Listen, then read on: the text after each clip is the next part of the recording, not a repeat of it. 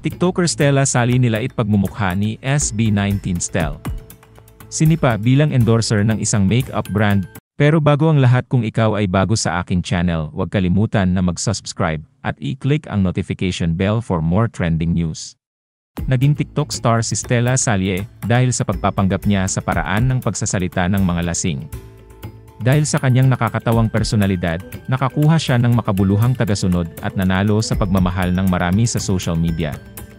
Ngunit ngayon ay naharap sa matinding bashing mula sa fans ng Pinoy pop boy group SB19 ang TikToker na si Stella Salie matapos magbigay ng hindi magandang komento patungkol sa physical appearance ng SB19 member na si Stel.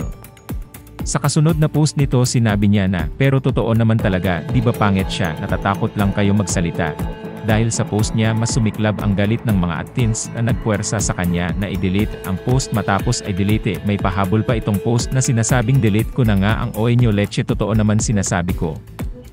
Ang malawakang pagpuna, hindi lamang mula sa mga tagahanga, kundi pati na rin mula sa maraming mga gumagamit ng social media na nakakita ng post na mapanglait, ay nakakuha ng atensyon ng CEO ng Colorete, si Nina Elaine. Sa hindi nakakaalam, si Stella ay kinuha ng Colorete Cosmetics bilang isa sa kanilang mga brand ambassador, kasama si Sasa Girl at iba pang membro ng LGBTQ community.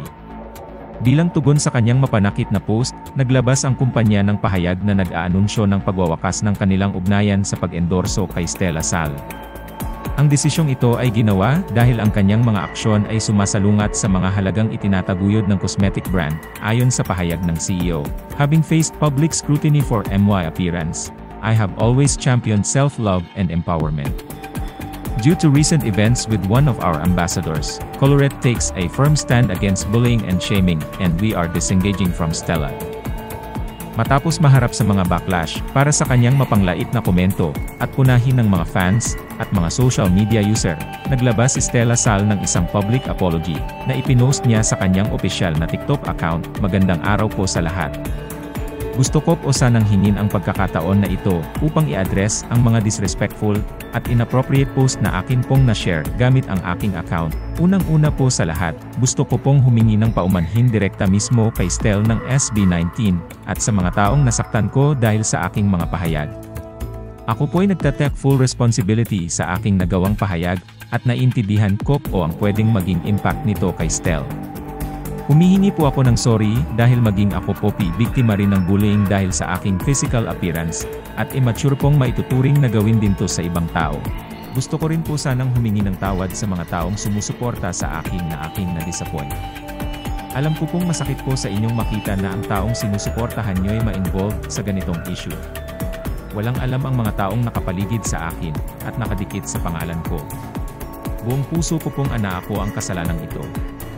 Huwag na po nating idamay ang mga taong walang alam sa negatibong pangyayaring ito. Hindi po ako gagawa ng kahit anong dahilan para depensahan po ang aking sarili, dahil alam ko pong walang rason ang pwedeng makapag-justify ng mga salitang nabitawan ko.